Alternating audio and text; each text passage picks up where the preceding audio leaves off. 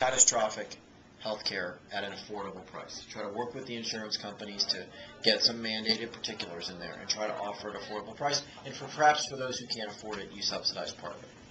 Maybe you give them tax credits so they can put money in their pocket and they can be a purchaser.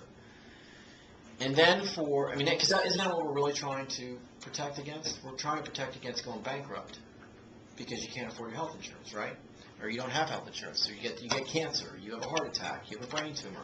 That's what we're trying to protect against. True, but also getting the idea of preventive care ahead. Well, because even if you have catastrophic, the idea is to prevent somebody from showing up once they're really on the other side of the fence. I think what you could do is you could say, we're going to give you, you're going to be able to purchase, or you're going to be subsidized to purchase, or you're going to get a tax credit to purchase catastrophic health insurance. But in order to do so, you have to have a medical home.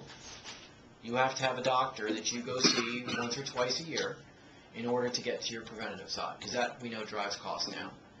And then if those people then are responsible for the rest of their health care, and they've got to pay a little, they're going to be back inside the transaction, and they're not going to pay for an $85 Band-Aid. You know, there used to be a situation where you sat down with your doctor, and the doctor would say, you know, you had one MRI. We could do another one, but I really don't think you need it. And, you know, they're pretty expensive, and the patient will make a decision. Now it is, the doctor's not going to even give you that choice because they're afraid of getting sued. And you're going to say, well, I want it because it's free. Well, let me play a little bit of devil's advocate on this, getting the consumer involved, because one area where they've gotten the consumers involved is on medications. Mm-hmm. Now you have all these pharmaceuticals, the TV ads, everything out there.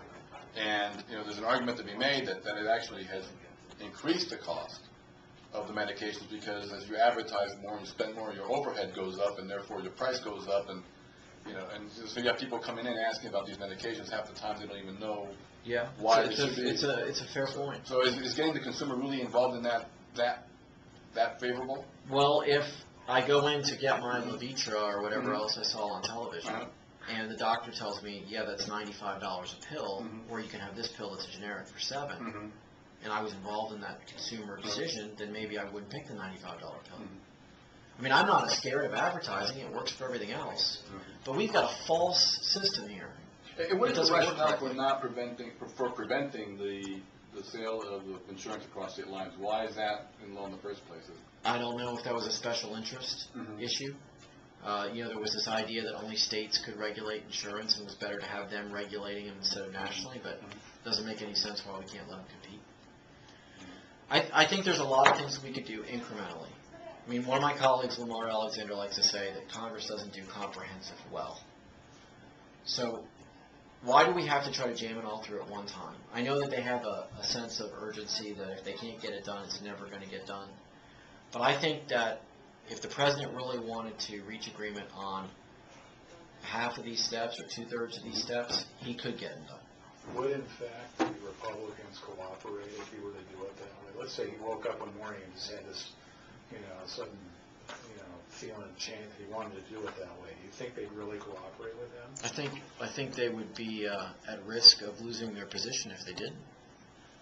I think that the president, you know, I'm not in a position to give the president advice, but I think that the president needs to step away from his own party, and he needs to step away and be the president, and he needs to make the Democrats negotiate and the Republicans negotiate. Well, there are those who would argue that he's done it. I mean, you've got you know, members of Congress who would want single payer if they had their way, and they don't like the fact that the bill doesn't have the public option in it, and they feel like they've compromised part already.